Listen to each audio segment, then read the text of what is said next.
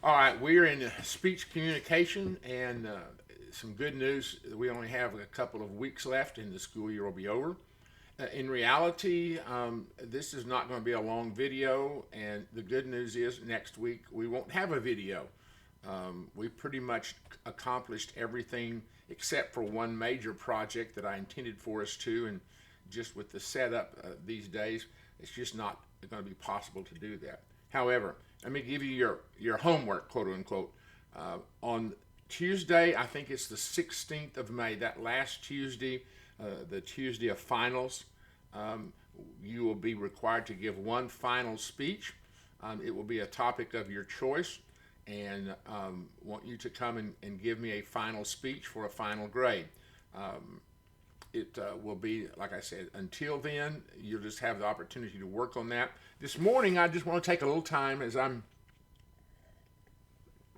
working through some things and come back and talk about the debate for a few minutes. Now, I know that originally I'd intended on sending each one of you an individual email that would give you some specifics.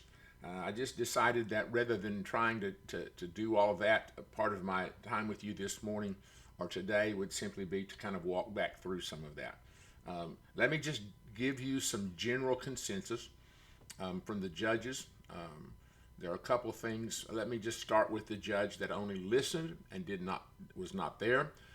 Here was some of the things that came out of the comments from that, and these are in general. These are not specific.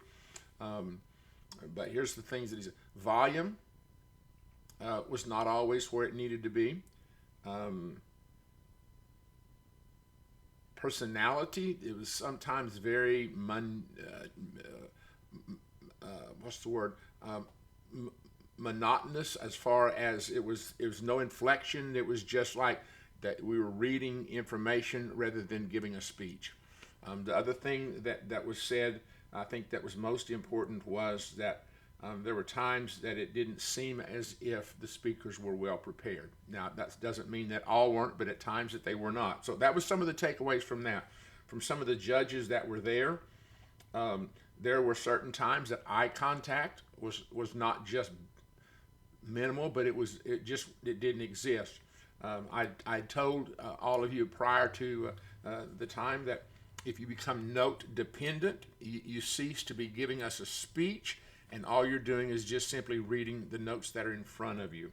However, there were at least two times that stood out specifically. Once Jada and once McKenna came back and actually rebutted the statements that were made by the others.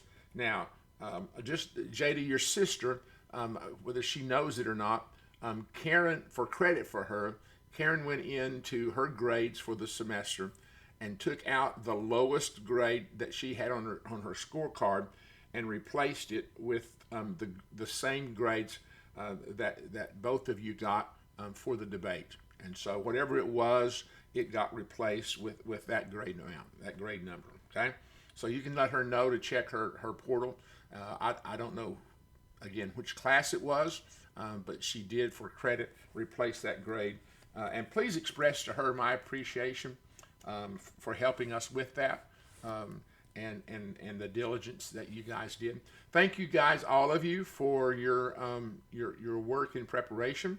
I will say this: your presentation equated very well to your preparation. Your presentation equated very well to your preparation. One of the judges again said this again: eye contact, volume, monotone. There was not a lot of passion at times. One of the things that was noted was there were a couple of times that the use of testimonies were good. Here's one thing that all three judges put down is there were times that the speeches, and this is a paraphrase, there were times the speeches turned more into an opinion than it did into the presentation of factual information. And it's okay to do that, but it became dependent at that. Volume, continuity was an issue. Body language. There were at least 2 different times that it was very evident by the body language that the speaker was struggling, and that we did have time limits set for each speaker, and several of you missed it short. 2 of you went long, and so those are areas that you just have to be you have to do a better job of being prepared for. But each one of you, if you check the portal, you got an individual grade, and then you got a team grade. And so that reflects what you did it on your own, and then it reflects what you and your teammate accomplished as a team. And so all of those things done, again, just to say to you how much we appreciate, how much I appreciate the work that you did, the consideration that you put in. And the best thing about it is it's over and you don't have to do it again. But again, the key things had to do with volume, and actually giving a speech versus just giving out information. So anyway, that's over. Those are done. That's behind us. And so again, just for the next 2 weeks, here's what I want you to do. I want you to take a topic of your choice and prepare on that Tuesday. Let me see if I've got my calendar right here. I think it's the 16th of May, which is 2 weeks from today. Oh my goodness. Where am I? I'm in May the 16th. Yes, on the 16th of May.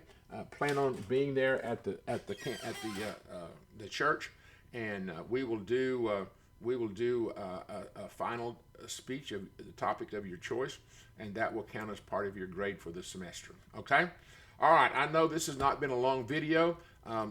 It's been a joy to walk through this unique setting with you for the year, and I appreciate that. I hope tremendously that you have developed some habits or put in place some techniques in your speaking that will be a resource and an asset to you as you go along. So have a great week, and I will see you in 2 weeks, and I'll remind you that there will not be a lecture next Tuesday. Thanks for what you do. Talk to you soon.